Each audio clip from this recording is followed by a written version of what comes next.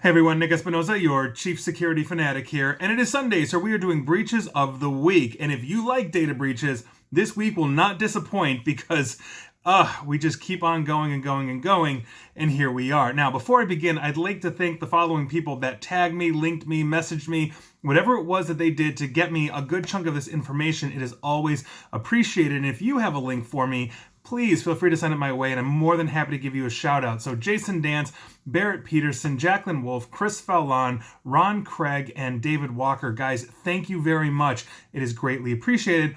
And with that, let's start with a company called Mailfire. They are a provider of online marketing tools. An online database of theirs, left exposed online without a password, has leaked the personal details of hundreds of thousands of users that have signed up for online dating sites. Now, the database stored more than 882 gigabytes of log files pertaining to push notifications sent via Mailfire's service, with the logs being updated in real time as new notifications were being sent out.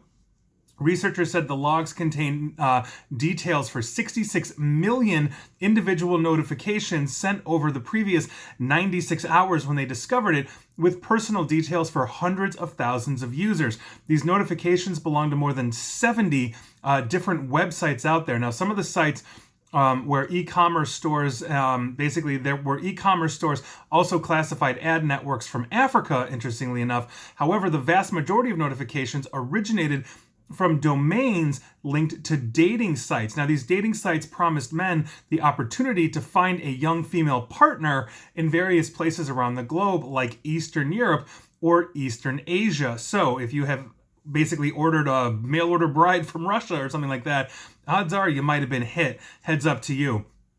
Moving on, let's talk about the U.S. Department of Veteran Affairs, because the Department of Veteran Affairs has disclosed a few days ago that they had a security breach during which personal information for around 46,000 veterans basically were obtained by a third party. Now, officials said the breach took place after unauthorized users accessed an online application managed by the VA Financial Services Center, or FSC.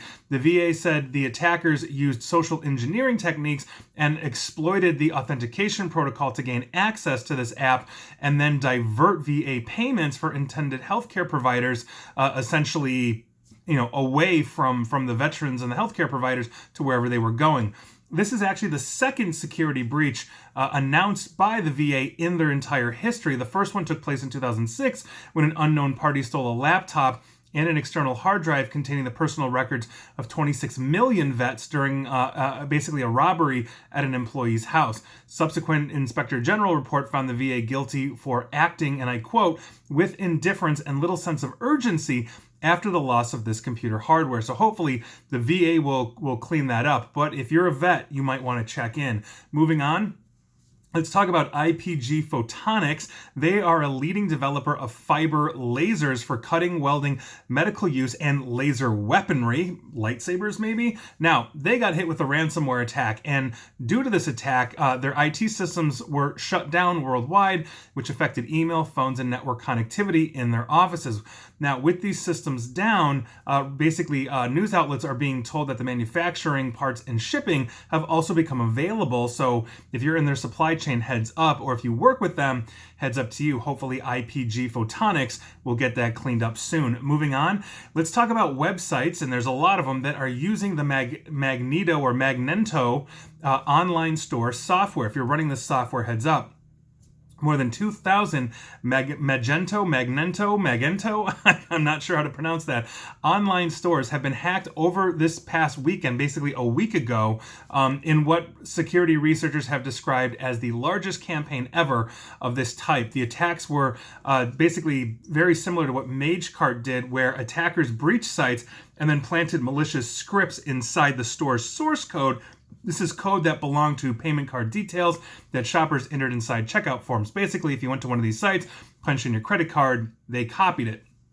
And to quote, on Friday, 10 stores got infected, then 1,058 on Saturday, 603 on Sunday, and 233 on Monday. This is according to Willem de Groot, founder of Sansec, which is a Dutch cybersecurity firm that is specializing in tracking MageCart and MageCart similar attacks.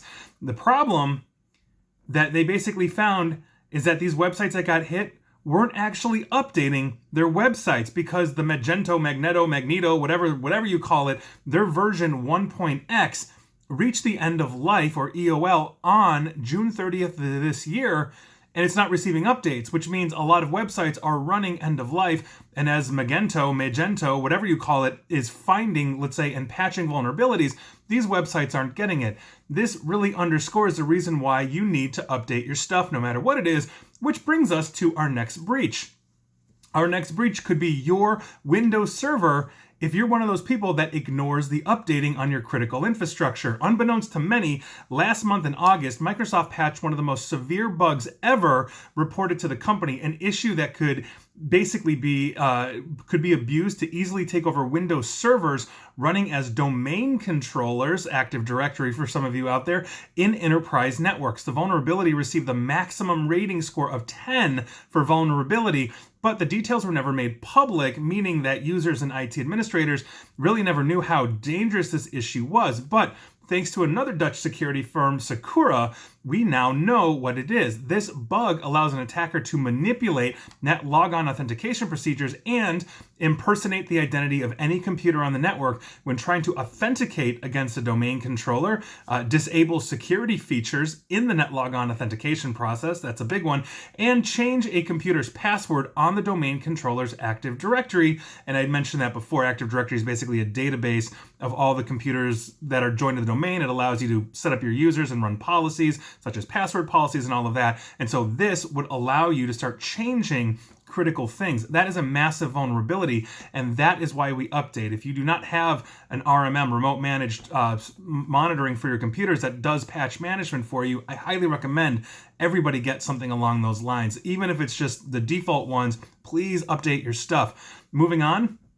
We're going to be talking about Staples, and Staples informed some of their customers through a notification letter that data related to their orders had been accessed without authorization. That's obviously a very serious issue, and that is actually still unfolding. I've gotten a couple of different conflicting accounts on that, so I will give you an update on that next week once it's all sorted out, but hopefully it's all good. And if you basically work with Staples or order through Staples, heads up to you.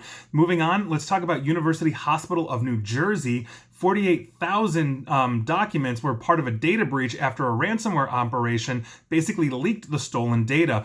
Of the 240 gigabytes of the data that was allegedly stolen from the University Hospital, New Jersey, the attackers leaked 1.7 gigabytes of an archive that had over 48,000 of these documents in it.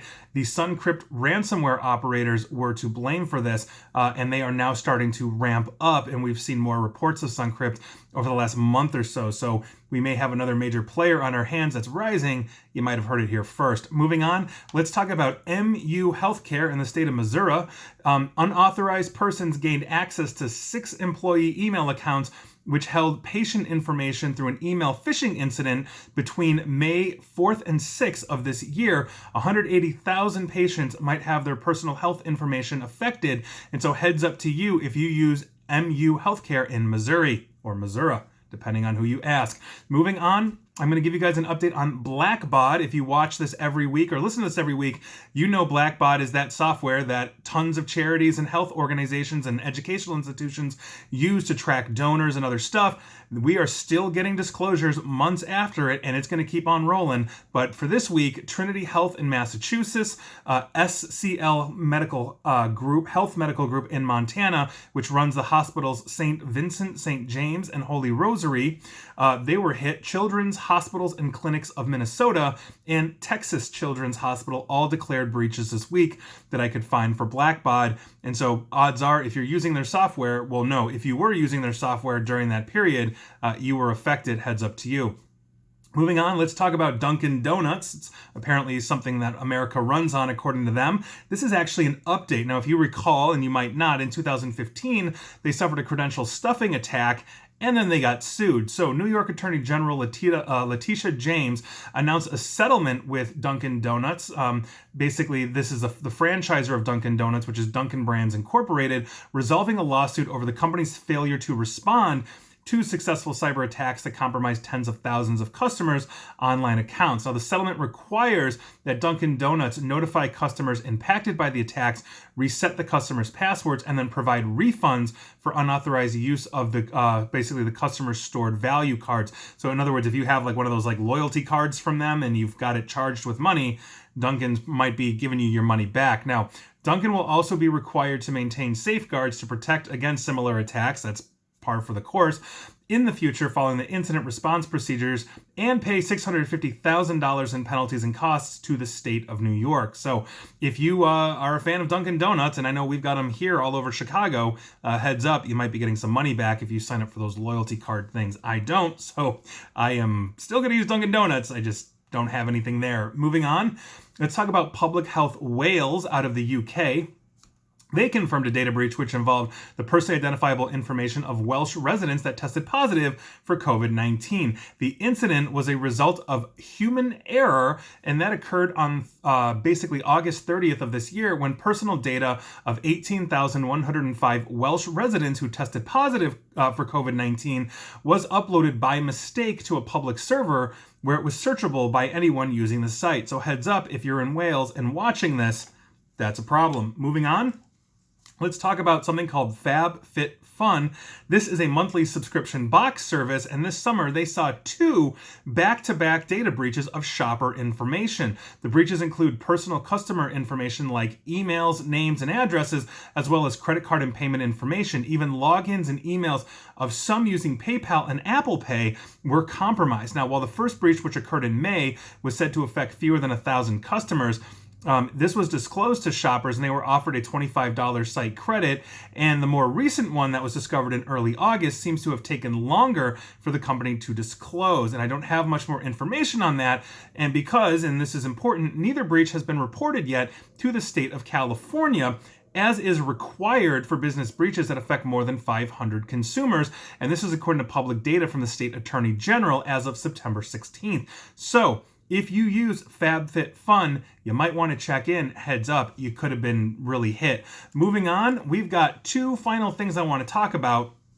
that could potentially be giving you a data breach. The first one is actually mobile messengers, especially those that are claiming to be secure. This is kind of shocking, but holy cow. Now, popular mobile messengers are exposing personal data via discovery services that allow users to find contacts based on phone numbers from their address book, according to researchers. When installing a mobile messenger like WhatsApp, new users can instantly start texting existing contacts based on the phone numbers stored in their device. For this to happen, users must actually grant the app permission to access and regularly upload their address book to company servers in a process called mobile contact discovery. So basically, if you're installing WhatsApp, and you're giving it permission, it's taking your contact book and it's moving it to their cloud, essentially making a copy of your contact book. Now, a recent study from a team of researchers from the Secure Software Systems Group at the University of Würzburg and the Cryptography and Privacy Engineering Group at TU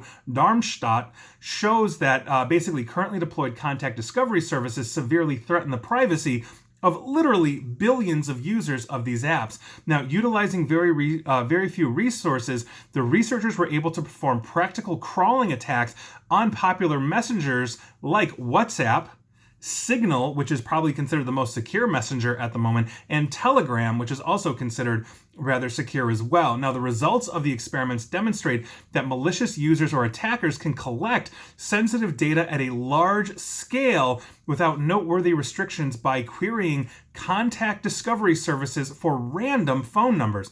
Now, for this extensive study, the researchers queried 10% of all US mobile phone numbers for WhatsApp and 100% of Signal users. Thereby, they were able to gather personal metadata commonly stored in the messenger's user profiles, including profile pictures, nicknames, status text, and the last time that they were online, the last online time.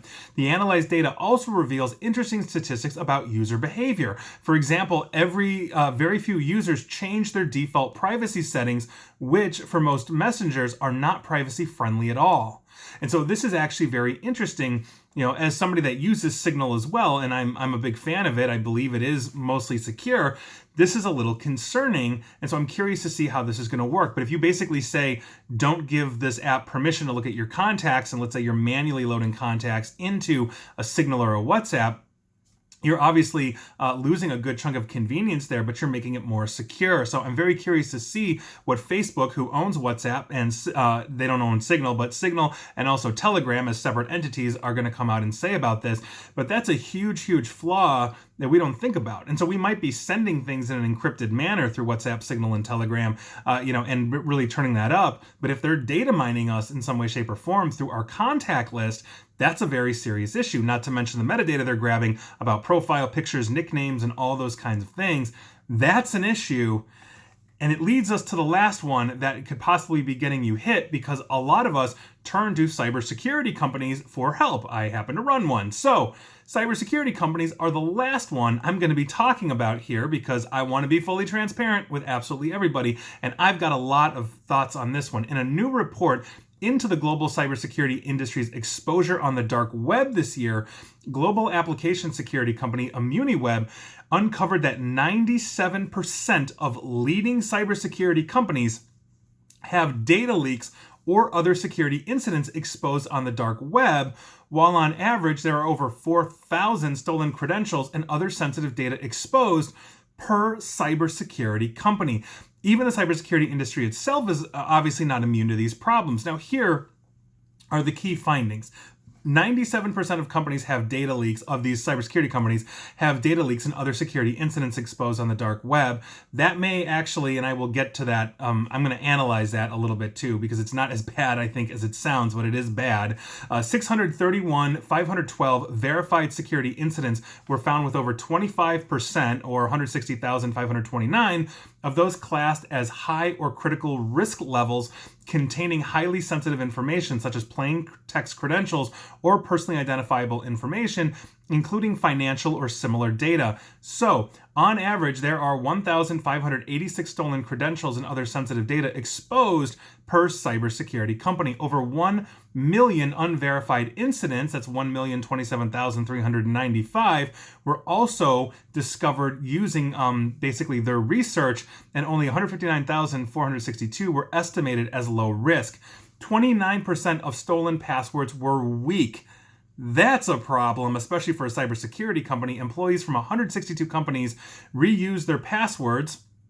The research revealed 29% of stolen passwords are weak, with less than 8 characters or without uppercase letters, numbers, or special characters, and that employees from 162 companies,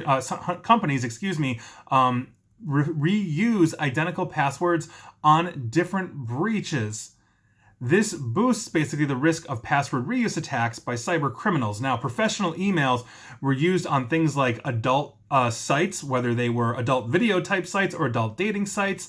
Third-party breaches represented a considerable number of incidents by virtue of that. Researchers found 5,121 credentials that had been stolen from hacked adult sites of either video or dating ilk. 63% of websites of the cybersecurity companies do not comply with PCI DSS, which means they are probably running vulnerable or outdated software or older SSL encryption, which we see all the time. You should be enforcing TLS 1.2 or higher.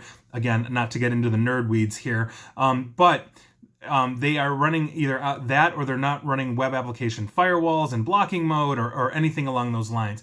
48% of websites of the cybersecurity companies do not comply with GDPR requirements, also because of vulnerable software, the absence of conspicuously visible privacy policies, or a missing cookie disclaimer when cookies contain PII or traceable identifiers. 91 companies had exploitable website security vulnerabilities, 26% of which are still unpatched. This finding came from ImmuniWeb, referring to openly available data on the Open Bug Bounty project. So this is rather staggering, and there's a couple of reasons why I think this is. One, service industries like cybersecurity or IT or whatever the service is tend to focus more outwardly on their customers and their clients than they do internally in their own controls. Meaning, with all the focus there, nobody is stopping to say, wait a second, we need to tighten up these rails. Two, One of the things I'm always counseling my clients, and it's something that I enforce here at Security Fanatics as well, is that we should not be using our email here for personal things. If you need a login to Netflix or your bank or an adult dating website or whatever it is, go get an email account from Proton Mail or somewhere else. Don't use this, because that is a huge amount of the data breaches here are people simply saying, you know what, I work 60 plus hours a week. I'm always in front of my email for work, and so I'm just going to use my work email for this. And I think that is a huge problem as well. The other thing that I think everybody needs to be doing, and cybersecurity companies should know this, is that they should be running continuous vulnerability scans on their infrastructure, whether it's hardware firewalls that are not attached to websites but guarding their offices, or it's their websites themselves.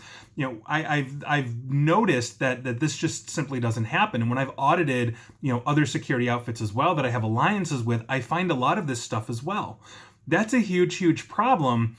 And that underscores this. I think the last part too is that cybersecurity companies are in the same boat as everybody else when it comes to trusting our vendors. For example, I can walk into my local hardware store and buy something, like hammer and nails for my house or whatever, and I'm giving them my credit card. I am automatically extending trust to that hardware store that they are going to adhere to PCI DSS compliance. By virtue of that, if I am looking at buying something from a vendor or using a vendor that will supply me something, let's say a firewall or antivirus, whatever it is, I'm going to vet them in the same way that I would expect my clients to vet me in this sense. Are they adhering to frameworks for, like SOC 2 compliance? Are they adhering to NIST or, DFARS or the new CMMC that the U.S. government has going for DoD contractors? If they cannot attest to this, that is also another problem, another issue that we have here. And so cybersecurity companies are also trusting that their vendors are telling them the truth. And hopefully the cybersecurity companies are vetting their vendors as well. And so I think that is just, a real spotlight on my own industry. And I think it's an important one, that I'm not obviously going to shy away from. We do a lot of internal vulnerability scanning. We have a lot of internal controls and policies. We adhere to NIST 800-171 for those of you that know what that is. But that is obviously a very complex and a very time-consuming thing to get that off the ground. And so I would urge all of my colleagues in whatever cybersecurity company you're working for to really look internally in your controls, and hopefully we can all clean this up together, because as we are defending the world, we have to defend ourselves as well. We cannot be the weakest link in our client's supply chain, and that's a serious problem. And those are your breaches of the week. Were you affected? You probably were. And please like, share, follow me here on Facebook and Twitter at NickAESP. And please feel free to subscribe to me at YouTube as well. And as always, stay safe and stay online. Thanks, everyone.